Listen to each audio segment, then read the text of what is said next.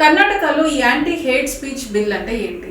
ఒక వ్యక్తిని ప్రభుత్వం అరెస్ట్ చేసేయచ్చు బెయిల్ ఇవ్వని కండిషన్స్లో.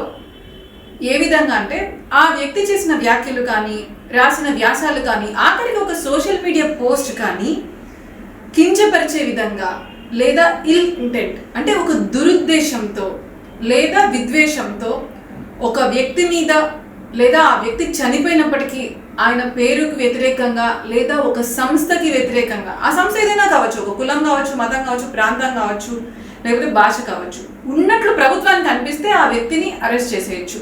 1 సంవత్సరం నుంచి 7 సంవత్సరాల జైలు శిక్ష, బెయిల్ లేదు, 50,000 నుంచి లక్షల్లో ఫైన్. ఇప్పుడు ఉదాహరణకి కర్ణాటకలో కొంతమంది పారిశ్రామికవేత్తలు అన్నారు ప్రభుత్వం పనితీరు సలంగా లేదు, రోడ్లలో గుంతలు ఉన్నాయని. మరి వాళ్ళని అరెస్ట్ చేసేస్తుందా? కానీ అదే కర్ణాటకలో కొంతమంది మంత్రులు ఉన్నారు. పరమేశ్వరన్ హిందూ మతం అసలు ఎలా పుట్టింది అని మాట్లాడాడు. ఇంకొక మంత్రి ఉంటాడు ప్రియాంక్ ఖర్గే, హిందూ మతాన్ని నిర్మూలించాలి అంటాడు. మరి వీళ్ళని అరెస్ట్ చేస్తుందా కర్ణాటక ప్రభుత్వం? రాహుల్ గాంధీ ఎప్పుడు ఏమంటాడు, బీజేపీ వచ్చాక ఎమర్జెన్సీ లాగా ఉంది, రాజ్యాంగాన్ని గౌరవించట్లేదు అన్నాడు. కానీ ఈరోజు కాంగ్రెస్ కర్ణాటకలో ఈ చట్టం తేవడం ద్వారా ఎమర్జెన్సీని ప్రకటించింది, ప్రజలు వాళ్ళ భావాలని వ్యక్తపరచకుండా ఉండడానికి, ముఖ్యంగా ప్రభుత్వం మీద.